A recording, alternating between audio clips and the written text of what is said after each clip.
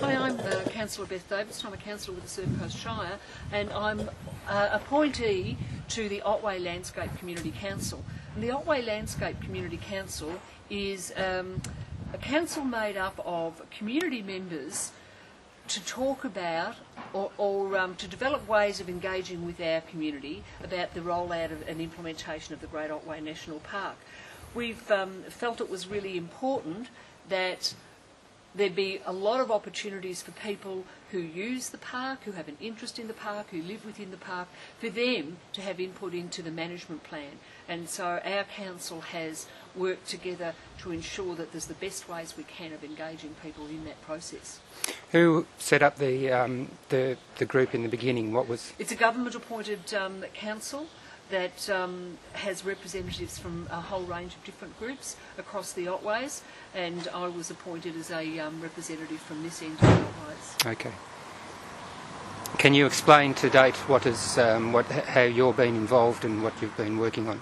The council have been formed for about 2 years. Yes. Elaine's the chair of the council, so it's about 2 years that the council have been formed to talk with Parks and DSE staff about new ways to engage with community. The old-fashioned way of hiring a hall and having a public meeting, putting a little notice in the paper, we think is in the past. There has to be new ways that people actually can have conversations to influence the management plan and to become informed about the important issues and aspects within the park as well. You'll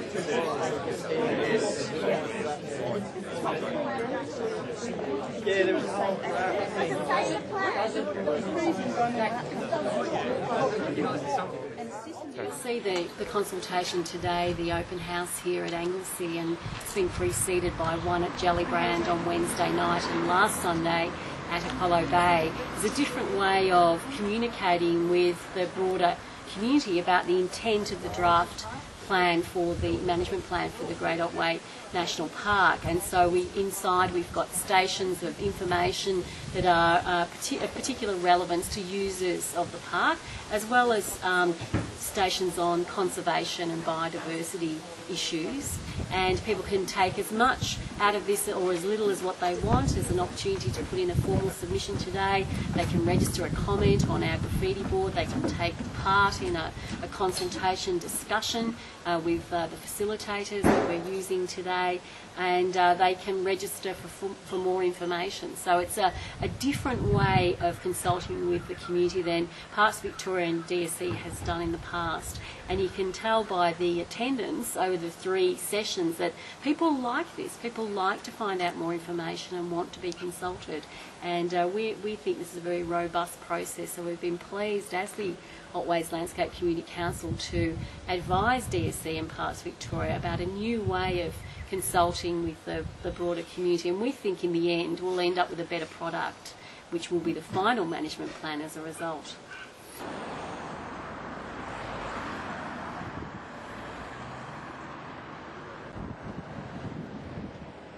My name's Kerr. I run the Great Ocean Road Outdoor Centre in Anglesea, and we're here at the Parks meeting, open house meeting, where they're discussing what they plan to do with the Otway State Forest and the Otways National Park. We have extreme concerns about what's going on with parks at the moment. We've had a big turn-up, which has only been due to the work that we put in to get people here. Parks have done nothing to date to allay our fears about closures, even though they state they have no intention to do so until we get the final draft. We have no way of knowing whether it's true or false. What are your concerns about the whole process, Beth? The lack of consultation that took place when this draft was put together. There should have been more consultation with recreational groups. There should have been more people involved. We get this one shot at this. They split people off into separate groups. People don't get to have a voice as such as a group. And these are the problems that we face. What was the thing they asked each group to do at that summit? They asked them to come up with one big...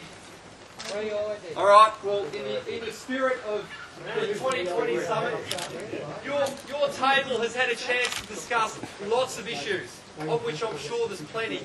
But what I'd like each table to do is, based on all of the perspectives on your table and all of the discussions, what for your table is the one core issue? what's the one thing that needs to be resolved most? And, well, if it's democracy, you write it down, but if it's democracy... Well, people love the Otways. They love using it. They love it for many reasons. They love the Otways just because they're there. People interact with the Otways in many different ways.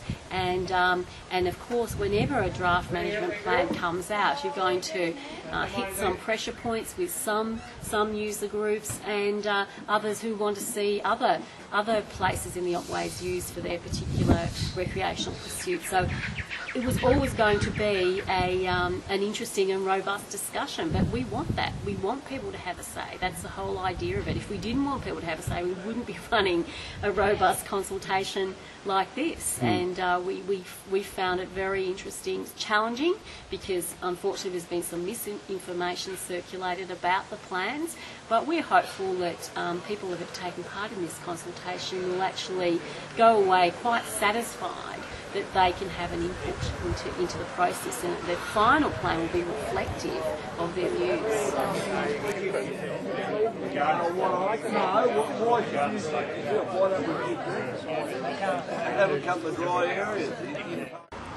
Fishing obviously affects my business in a big way if they close down what's going on. They close the access points, they close the areas for fishing. If that was the outcome of this draft, that would be devastating for our business. My other concern is we're also tourism. We have a lot of people come down. We sell camping goods, we sell snorkeling goods, we sell other goods as well.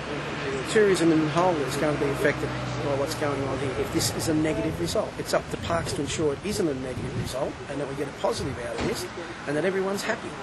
Because if it comes out negative, it's going to be devastating for tourism on the coast, devastating for my business, devastating for a whole range of businesses because of the ripple effect that will go through those businesses if tourism drops off. If in fact you're referring to the issues of fishing, and the plan talks about the needing to review the access points for fishing, particularly with regard to safety, I would think that's something that the fishermen would be really keen to have happen. How do we make sure that those who do use the park have the opportunity to use it in a way that values them? I think that's a really important thing. And whatever the outcome, it will be done in consultation with the fishing groups, not without their advice and interest. So that's the most important message, that we want to be able to provide access to fishing, but we want to do it in the best possible way. And I think the fact that so many fishing people have turned up today is testament to their passion and their wanting to be involved. And I'm hoping it will be a very constructive involvement today.